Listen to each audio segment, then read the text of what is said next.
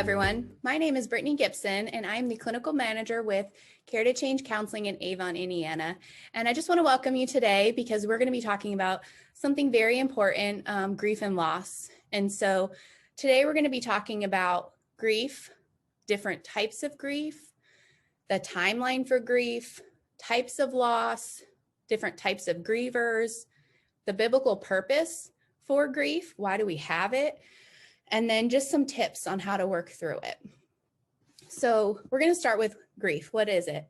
It's a state or condition of mental anguish as a result of or anticipation of losing something. And so we've all lost something. And so at some point in time, we could be experiencing grief in any different number of ways. There's different types of grief. The first is acute grief. So this is the initial pain of the loss. So right after the event, right after the loss, this is the phase that occurs right after. Then there's complicated grief. This is when we experience the experience of acute grief is prolonged. So it feels like a fresh wound every single day. There really is no healing that you feel like has taken place. And this causes distress and it interferes with the functioning. Again, the pain of the loss feels fresh and the healing does not occur. Think of an open wound. It's still there, it's still fresh. You feel stuck in it and moving forward just seems impossible. And the intensity of the grief remains the same. And so this can happen, complicated grief can happen over time, a period of time after the loss, if it's been a couple years, or just things just don't seem to be moving forward. The last type of grief is integrated grief. And this is something that we hope to kind of get to at some point in our lives where the grief comes and goes gradually and naturally. We kind of transition in our lives. The grief still stays there, but we're able to manage it. It's become a part of our everyday life. It's kind of worked into our sense of self. I want to go into the different types of grief or the types of loss next. So there's lots of different types of loss, and I'm going to validate all of those because we all can lose things in different types of ways. So the first one is a material loss. So this is losing materials, losing a house in a house fire, or you lost your ring, or you've lost something very important, something that has a lot of sentimental value to you. Relationship loss, so the ending of a relationship, the ending of a marriage, the ending of a friendship, relationship loss.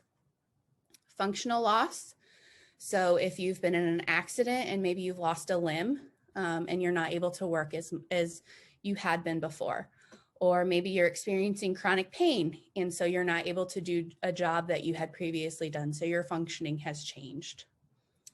Role loss, so a lot of times people who go into retirement experience role loss, so they no longer are getting up and going to work anymore because they're retired, and so there can be a huge sense of loss there as well. Systemic loss. I'm going to bring in the pandemic here where we lose things as a system. And so we can experience loss there because we've lost things from a very high level, from a worldly approach. And the last one is intrapsychic loss. So this type of loss can be what we call disenfranchised grief, where we've lost something, but maybe we don't feel like we've been validated for that loss. So for example, fertility. So if you've had any type of fertility loss or experience infertility, that can go in there as well as losing a dream. If you had expectations of what you thought your life would be and it's turned out different, there can be a major sense of loss there as well. And so it's important to realize that could be there as well. So once we've kind of talked about the different types of loss and maybe identified those things in ourselves, we go into different types of grievers. So there are three types of grievers, and we all grieve in different ways, but we usually fit into one of these three categories. So the first one is called an intuitive griever. This person experiences really strong emotional reactions. The expression mirrors their inner feelings, so they express their feelings outwardly. So crying a lot. You can really tell this person is grieving. They're very expressive in their emotions, in their grief. The next kind is instrumental grieving. And so this person experiences the grief internally. So grief is often expressed internally. A lot of times the instrumental grievers, we may not know they're grieving because they don't talk about it. They could be a lot quieter, but they're grieving internally where people aren't able to see that.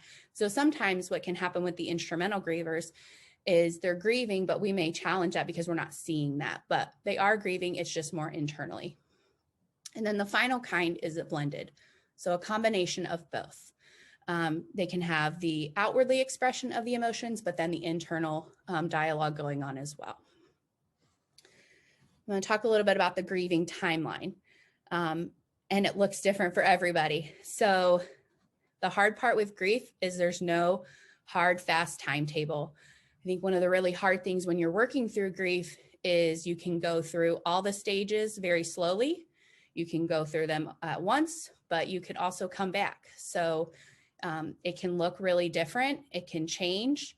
And it can be really hard to manage it because we think we may have been past it, but then something brings us back to it. So again, it looks different for everybody. There's no hard, fast timetable.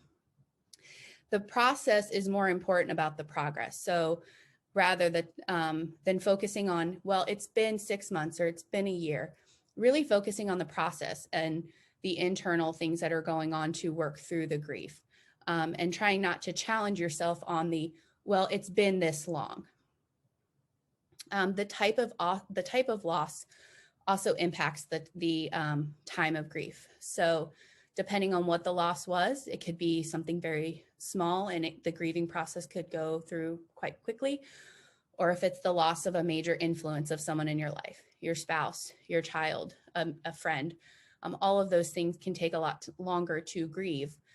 So the type is very important, and the impact as well.